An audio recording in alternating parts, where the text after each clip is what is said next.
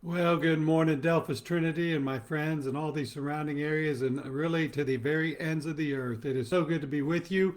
It is Wednesday, October 22nd, 2025. And guess what? It's cold outside. It has turned the weather, and we actually turned on the heat here at the church today just to make sure our little hands and toes didn't freeze. But we're here and we're with you, and we're excited about that. God is doing great things in this community and all over the place. And just wanted to have a moment to catch up with you, let you know things that are going on. First of all, I'm really looking forward to seeing you at church this Sunday. I encourage you to be in your church body every Sunday. And it doesn't matter where you meet. If you meet in a gym or in a barn or in a field, excuse me, although I don't recommend the field in this weather, or in an ornate sanctuary, those are not the church.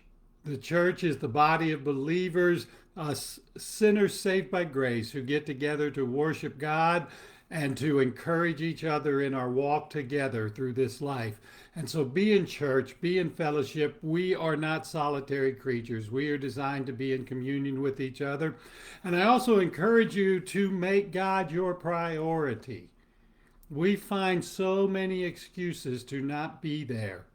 So much going on. Oh, my kids are going to play soccer this weekend. Oh, I'm just going to stay home. I don't feel like getting up. We have excuses, and those excuses remind us that sometimes we want to make other things more important than God, and we can't do that. We need to be in fellowship together. We need to be worshiping God together.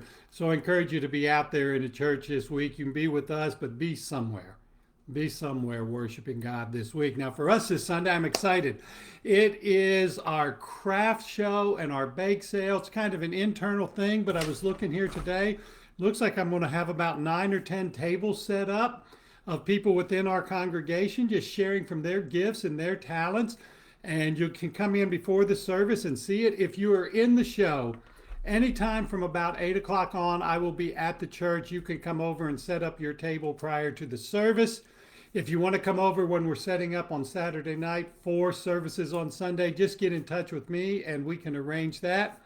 And after services on Sunday, then we'll have the ability for those who are there, if you see something you want to buy or something you want to order, to do that.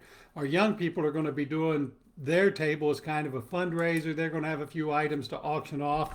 And also, just so you know, over the next 3 Sundays, 26, 2, and 9 of November, we're going to hold a silent auction for that cabin that's been on our stage.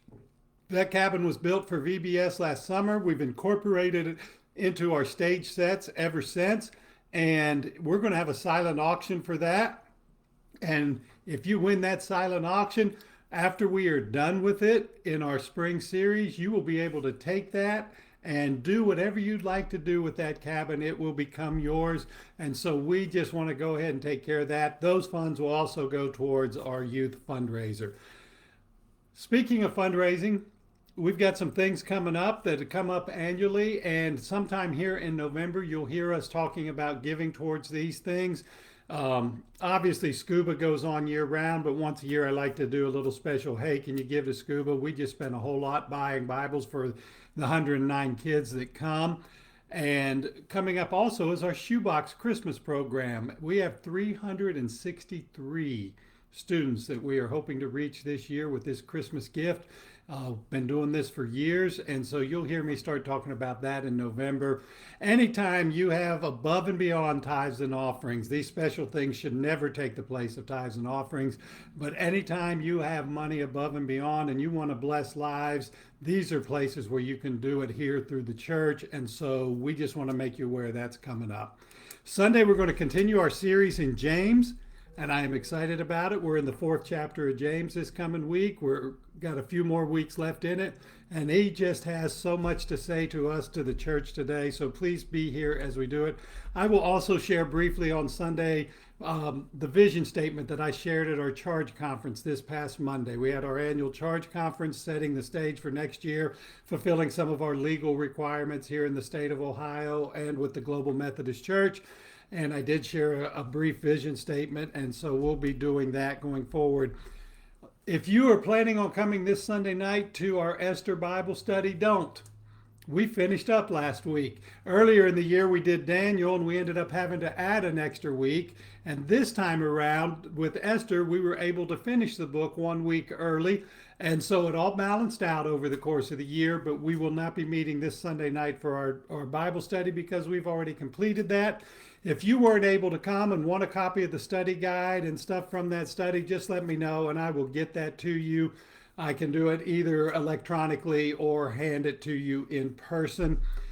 Last thing I just want to share, I had the opportunity yesterday to lead a seminar along with a couple other pastors for about 20 pastors in the area, in Northwest Ohio mostly, about preaching from the Bible.